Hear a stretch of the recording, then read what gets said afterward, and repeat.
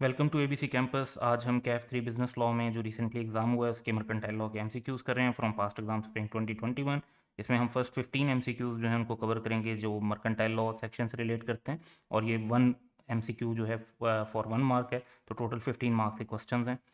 तो पहला क्वेश्चन है कि the constitution of Islamic Republic of Pakistan 1973 has 5 schedule, which of the following is not part of the schedule. तो इसमें जो हमारा हम देख रहे हैं कि जो 3 ऑप्शन हैं वो तो इन शेड्यूल्स के अंदर गिवन है, और हमारा करेक्ट ऑप्शन इस वजह से होगा सी।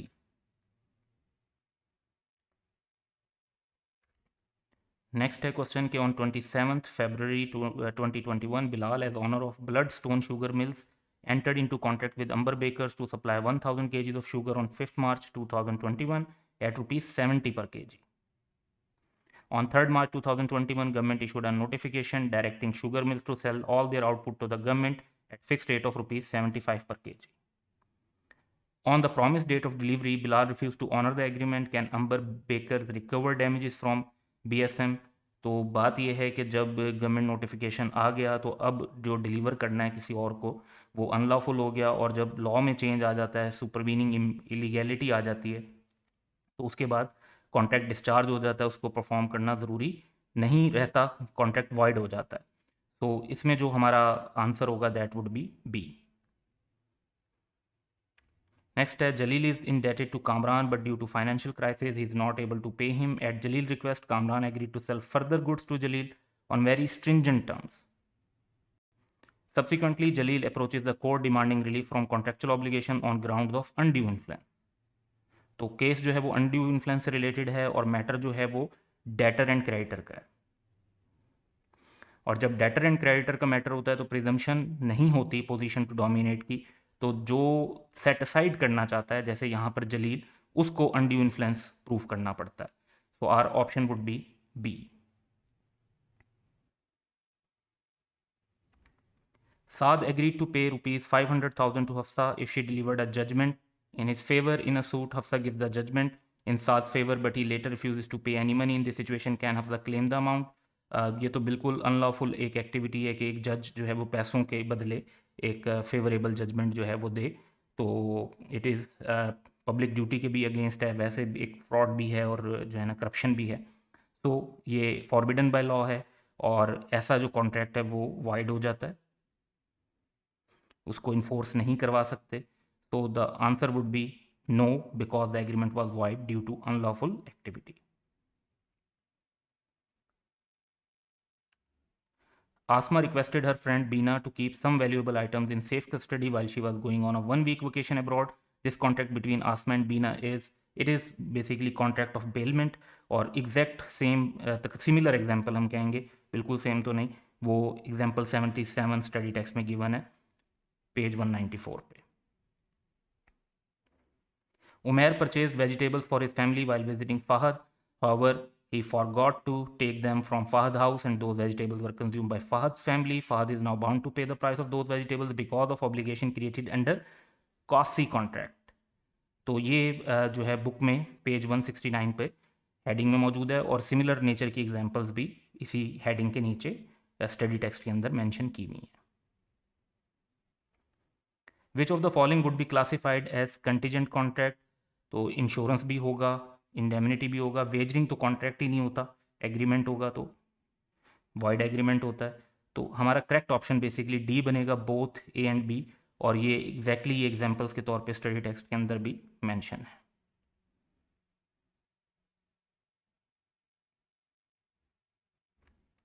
Haris has 2 horses. One of the horses, purebred. He agrees to sell one horse to Abdullah, who gives his consent, believing that he will receive a purebred horse, whereas Haris thinks that he would sell the other horse. What is the status of the contract between Haris and Abdullah? ये page 92 के ऊपर एक example exact दी हुई है, जिसमें बस फ़र्क ये है कि यहाँ पे रेस हॉर्स का मेंशन किया हुआ था और नामों का फ़र्क है। तो एग्रीमेंट इज़ वाइड, और ये बायलैटरल मिस्टेक है as to the identity of the subject matter. So our answer would be C, void on account of bilateral mistake regarding material fact. Amir had offered both Behram and Ahmed to sell his piano at a discounted price of rupees 25,000. Behram responded immediately and refused to accept the offer. तो जो original offer थी वो तो rejection से जो है ना lapse कर गई. Aamir who was in urgent need of money lowered the offered price to 15,000. ये अब सेकंड ऑफर है which was finally accepted by Bahram. तो यहाँ पर कॉन्ट्रैक्ट हो गया. Before delivering the piano to Bahram, Aamir received acceptance from Ahmad on his initially offered price. Therefore Aamir has refuse to deliver the piano to Bahram. Can Bahram claim damages upon Aamir refusal? जब एक contract हो चुका है सेकेंड ऑफर की बेस पर, तो अब ऑब्वियसली वो उससे डैमेजेस क्लेम कर सकता है. तो आंसर वुड बी सी, क्योंकि एक्सेप्टेंस ऑफ रिवाइज्ड ऑफर पर कॉन्ट्रैक्ट कंप्लीट हो गया. डी इसलिए सही नहीं है क्योंकि ये पहले या बाद से इसमें फ़र्क नहीं पड़ता. जब एक्सेप्टेंस हो जाती है तो एक कॉन्ट्रैक्ट हो जाता है और वो फिर ऑब्लिगेशन होती है कि उसको पूरा करना है. ये एक जनरल कॉन्सेप्ट है हमारा ऑफर एंड एक्सेप्टेंस का क्रॉस द बुक जो हम पढ़ते हैं. तो चैप्टर 2 की जनरल अंडरस्टैंडिंग की बेस पर इसको रिस्पॉन्ड किया जा सकता है. During the clearance sale at a famous clothing store, Sana selected a dress from the rack with a price tag of rupees 20,000 and brought it to the cash counter. Sana asked the cashier to pack the dress and handed over her credit card for payment. Her act was to be considered as, तो ये एक example study text में भी मौजूद है, उसके मुताबिक भी it is basically an offer to buy. और जब जो कैशियर है वो उस कार्ड को स्वाइप कर लेते हैं और एक बिल इशू कर देते हैं तो ये उनकी तरफ से एक्सेप्टेंस होती है. So option C would be correct, making an offer. A partnership firm is constituted for 1 year, यानी particular partnership है. After the expiry of 1 year, if the partner decide to continue the partnership, तो ये law में specifically mention है कि वो फिर partnership at will बन जाएगी. So option B would be correct. In order to hold a person liable as a partner on the basis of holding out principle, it must be established that by word or conduct he represented himself to be partner. Okay, ये भी बिल्कुल requirement है. That the other person acting on faith of the given representation extended credit to the firm. ये भी ज़रूरी है. तो इधर ए और बी नहीं होगा, बोथ ए एंड बी वाला ऑप्शन होगा. यहाँ पर भी बुक के अंदर भी देखें एंड है, तो जो और का वर्ड यूज हुआ है वो इन दो के दरमियान है कि वो खुद रिप्रेजेंट करता है, किसी को रिप्रेजेंट करने देता है. यानी रिप्रेजेंटेशन डायरेक्ट भी हो सकती है और इनडायरेक्ट, इन दोनों में से एक भी हो सकती है. लेकिन ओवरऑल इन दो कंडीशंस के साथ जो क्रेडिटर बिलीव करते हो कि फेथ हो उनकी कि ये जो है उसकी बेसिस पर ही वो क्रेडिट दे रहे हो, ये भी ज़रूरी है. तो option D would be correct.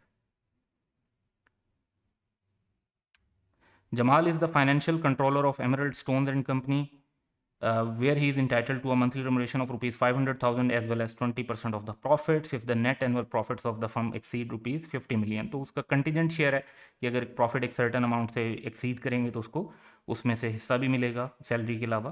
What is the status of Jamal in the partnership firm? He would still be an employee of the firm. उसकी वजह यह है कि जस्ट रिसीविंग प्रॉफिट से प्रॉफिट पार्टनर नहीं बनता, खासतौर पे जहाँ पे सर्वेंट और एजेंट को रिमुनरेशन के तौर पर जो है कंपनसेशन दी जा रही है. So B option is correct.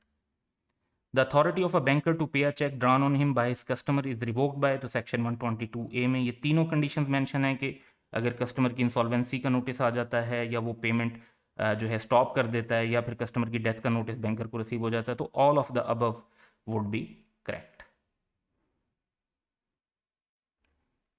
Promissory note is an instrument in writing containing an unconditional undertaking.